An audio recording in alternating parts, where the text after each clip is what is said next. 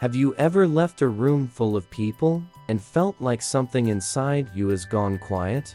Not tired in the usual sense, not physically exhausted, but that subtle, draining weight on your chest that makes your thoughts heavy. You don't always notice it at first, and yet, it lingers. And most days, you shrug it off because nobody talks about it. It feels invisible, but it's real. Something about certain social moments touches you in a way you rarely question. And it's not random. There's a pattern here, a layer of human behavior quietly shaping how you feel, moment to moment, interaction to interaction. Most people never notice it, and maybe that's why it keeps catching you off guard.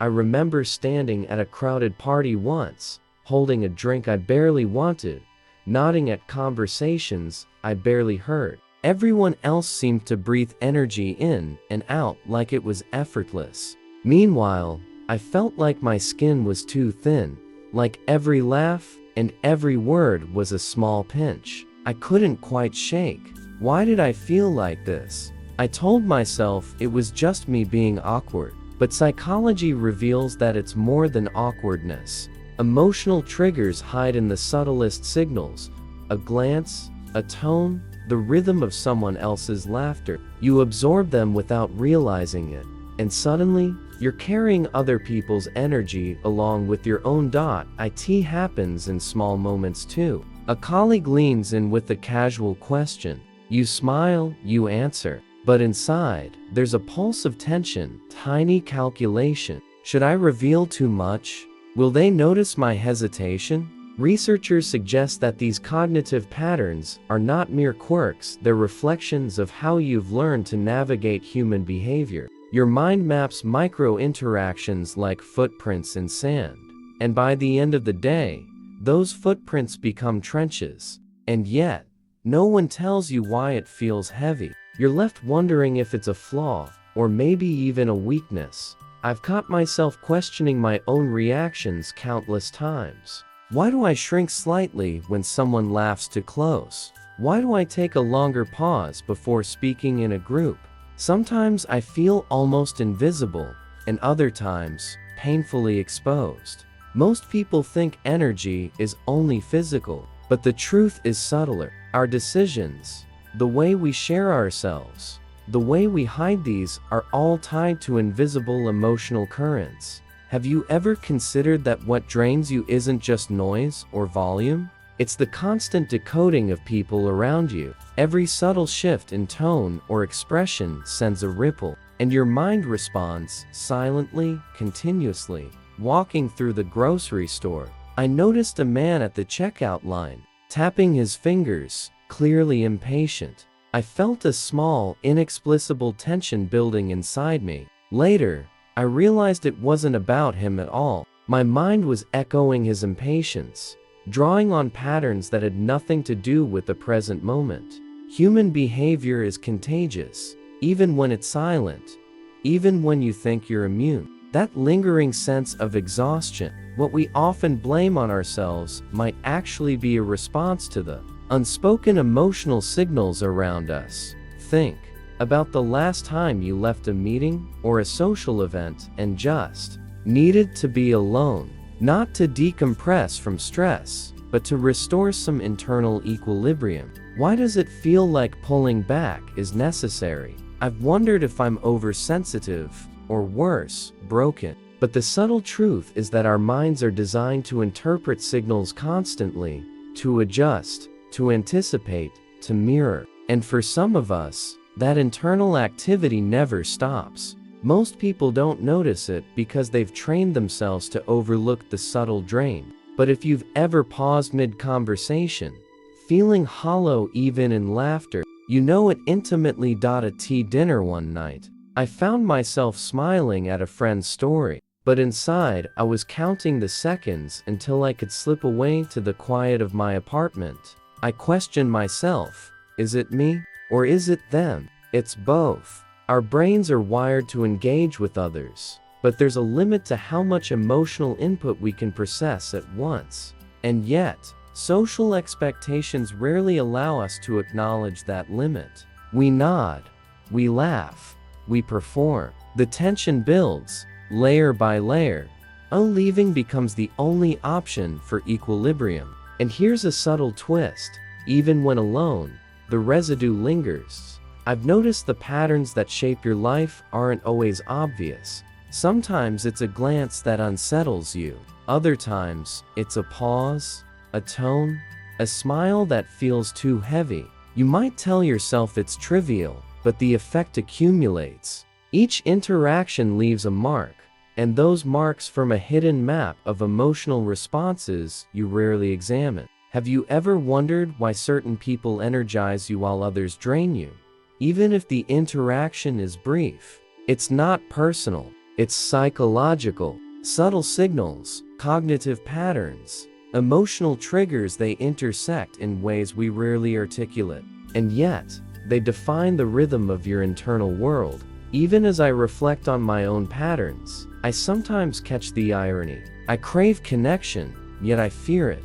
I want to participate fully, yet I instinctively measure the cost of each smile, each nod, each laugh. Human behavior is full of these quiet contradictions. Researchers suggest that understanding them doesn't necessarily reduce the drain, but it opens a space to notice it. And noticing it, that tiny awareness, is the first step toward realizing that this exhaustion isn't random. It's structured, it's patterned, it's a story your mind is telling you without words. And here's a subtle thought I've been circling.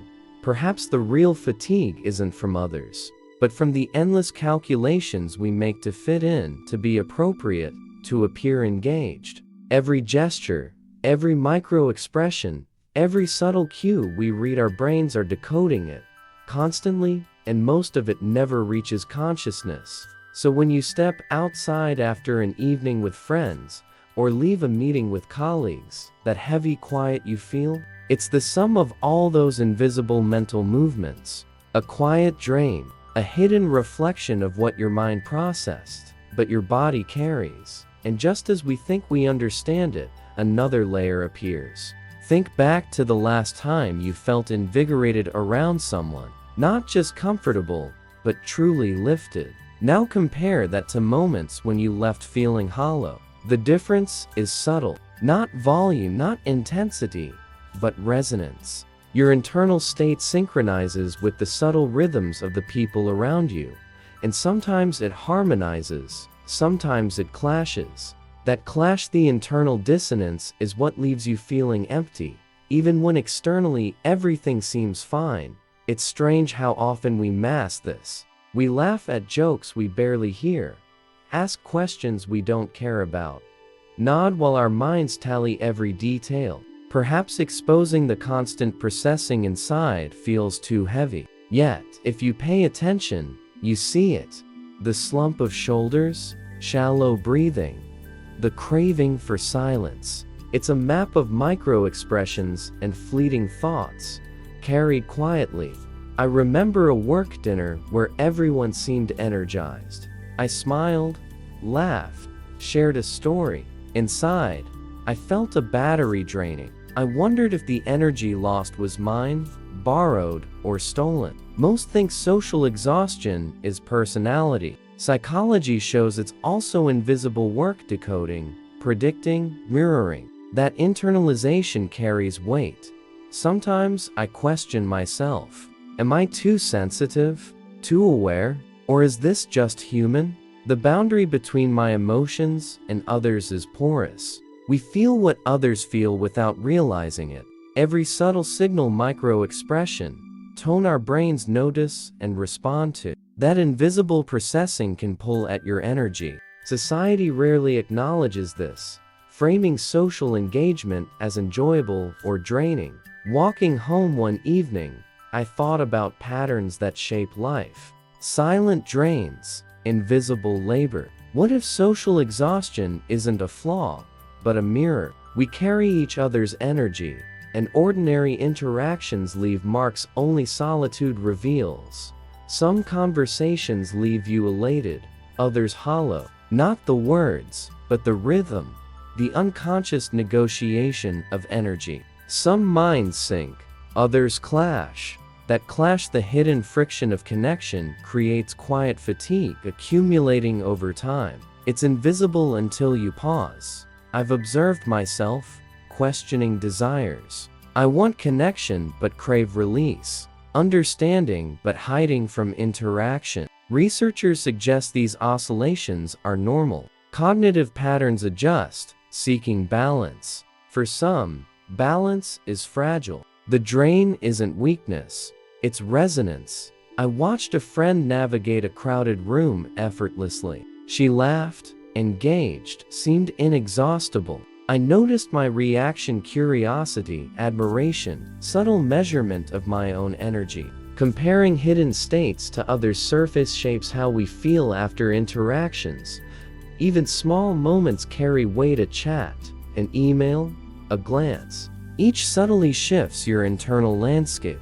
The accumulation is quiet, noticed only when you pause alone.